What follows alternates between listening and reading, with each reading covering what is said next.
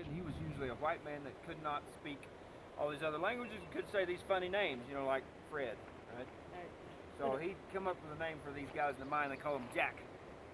So everybody was called Jack. Hey, Jack. So you got a guy with a hammer, a 3-pound hammer on a 14-inch handle, hitting the drill bit, turn it, hit, drill. That's single jacking. One jack, right?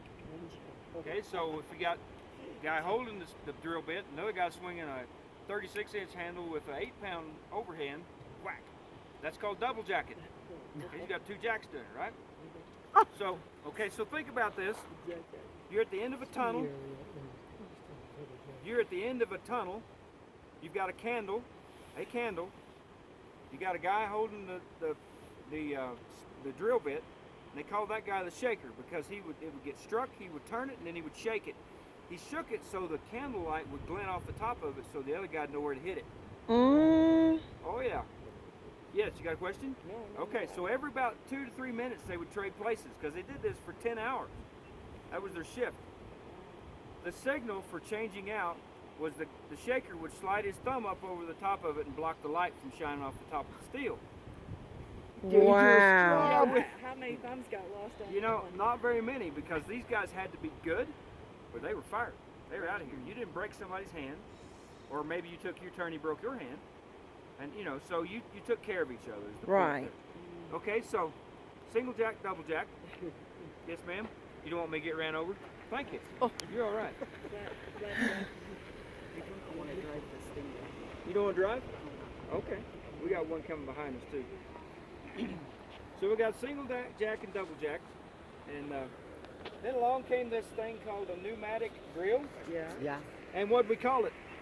We called it a jackhammer. That's the truth, folks. That's where it that came came from. Jackhammer. Clear in the name. Wow. The first one they made used steam power or air power. Pneumatic, usually air. Yeah. Excuse me. It created a lot of dust. They named it the Widowmaker because it would kill the miners very quickly because of all the dust they would breathe in. So then they came up with the idea of putting water on it, putting water into the drill hole.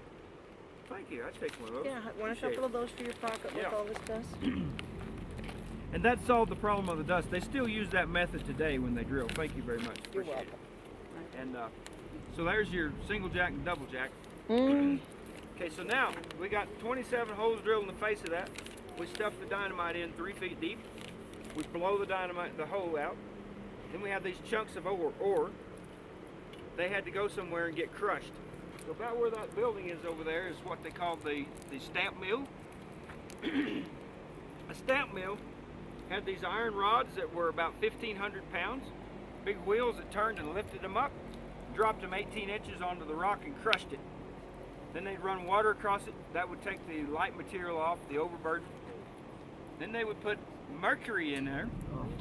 Mercury would be there for, it would bind with the gold and silver, help separate it.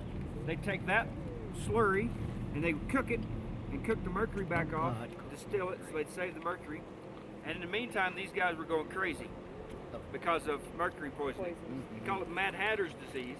Mad Hatter's disease because they used mercury in England to block felt hats, and those guys went crazy. You remember the Cheshire Cat? Yep. Okay, they call him that.